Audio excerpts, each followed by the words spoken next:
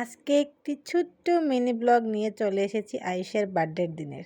তো দেখো এখানে রেডি হয়ে গেছি, এবার বেরিয়ে পড়েছি। দেখো কোথায় যাচ্ছি, এই যে বেকারিতে চলে গিয়েছি। তো আজকে আয়ুষের বার্থডে ছিল, তো আমরা কাউকেই নিমন্ত্রণ করা হয়নি। আমরা ঘরে 3জন ছিলাম, 3জনে মিলেই আয়ুষের বার্থডেকে সেলিব্রেশন করেছি ছোট্ট করে। তো সন্ধ্যায় বেরিয়ে একটি কেক আনার জন্য বেকারিতে চলে গেলাম। তো দেখো একটি ছোট্ট কেক নিয়েছি, কারণ আমরা 3-4জনই, আয়ুষ তো কেক খাবেও না।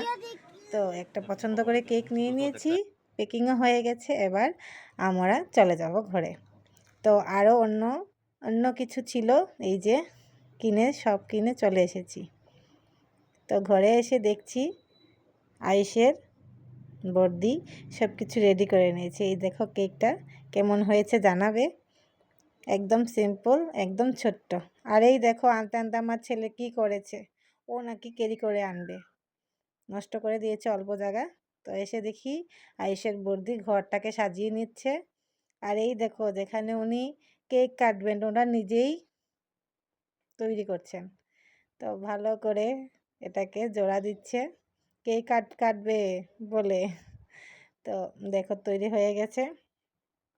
আর এদিকে বর্দি ঘরটাকে পুরো তৈরি করে দিয়েছে। এই দেখো বেলুন টেলুন লাগিয়ে খুব কষ্ট করেছে জানো। এই দেখো উনি দেখাচ্ছেন আবার ওনার 7th বার্থডে হবে। তো বসেও পড়েছে। আর এই দেখো সব কিছু এখানে রেডি করে নিয়ে এসেছি। আর এবার একটু ফটো ভিডিও করে নিয়েছি। এবার কেকটাকে কাটছে, দেখো ফু দিতে দিতে নিভাতেই পারছে না। তো দেখো নিভিয়ে নিয়েছে। ছোট্ট করে ঘরেই আমরা করেছি, কারণ শরীরটাও ভালো নেই আয়ুষের, এর জন্য। আর আয়ুষ এখনও বোঝে না, এভাবে বায়নাও করে না, তাই আর বড় করে করা হয় না। আর এখানে দেখো আয়ুষের পছন্দের সব স্ন্যাক্স নিয়ে এসেছি, যা যা বলেছে সব কিছু আনা হয়েছে। আর এবার জানো ওর গিফট কি, মামাকে বলেছে জুতো নাকি গিফট করব।